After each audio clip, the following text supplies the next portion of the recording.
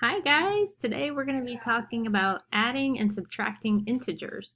Now an integer is just a positive or a negative number.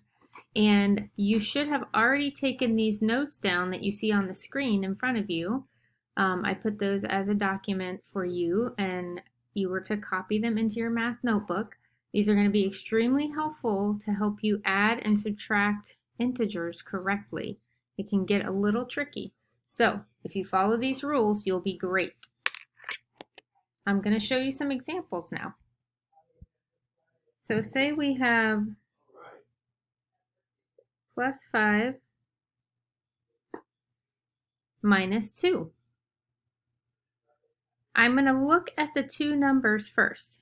Now the first thing you need to know is that a minus sign can also act as a negative sign. Minus and negative are kind of the same thing when we're talking about these types of problems. So I notice that I have a positive 5 and a negative 2. Even though the problem is 5 minus 2, I'm still going to call it a positive 5 and a negative 2. Because the signs is what makes a difference in what I do with these two numbers. I notice that my signs are different.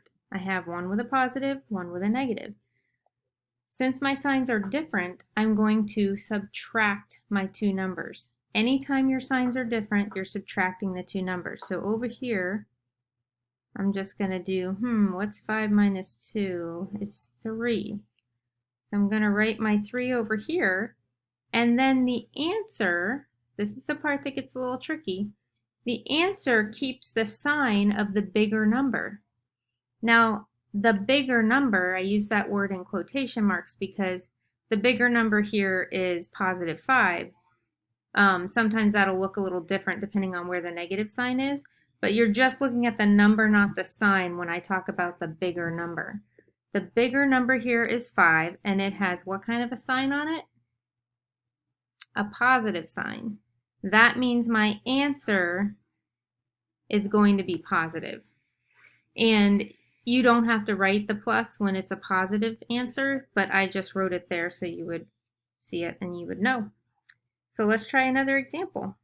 I'm going to switch colors this time. So my next problem is going to be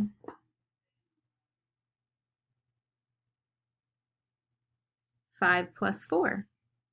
Now, there's no sign in front of my 5. Where's the sign? Well, guess what? When there's no sign, that automatically means it's a positive number. There's an imaginary positive sitting there. So both my numbers this time are positive. They both have that plus sign in front of them.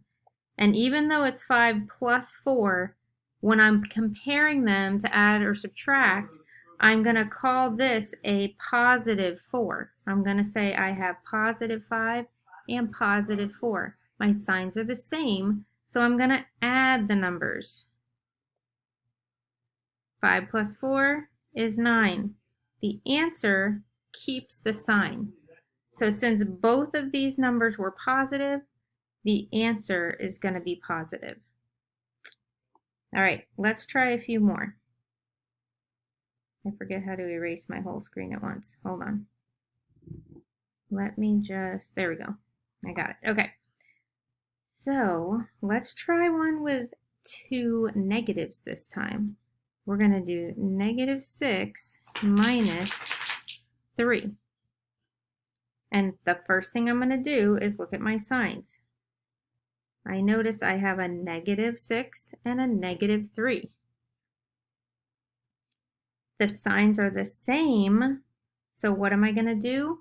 I'm going to add the numbers. The signs are the same, you add the numbers. 6 plus 3 is 9. But the answer keeps the sign of whatever was originally in the problem.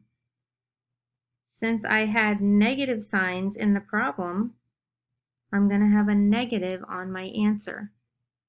I essentially added two negative numbers together, creating a more negative number. All right? Let's try one more. Let's try -10 plus 7. Now in this problem, you'll notice that I have a -10 and a +7. My signs are different. So when the signs are different, you subtract the numbers. So that means I'm going to say 10 minus 7. 10 minus 7 is 3. So I'm going to write my 3 down. Now I have to think about what sign will the answer have. When the signs are different, you subtract the numbers. The answer takes the sign of the bigger number. So if I'm just looking at numbers now, not signs, I have 10 and I have 7. What's bigger, 10 or 7? 10 is bigger. So I'm going to look at the sign that's on the number 10. The sign on the number 10 is negative. That means the answer is going to have a negative sign. All right? So that's all my examples for right now. I will do more if you need me to. Just email me, let me know whatever you need I can do to help you, okay? And thanks for watching. Make sure you copy those notes down in your math journal.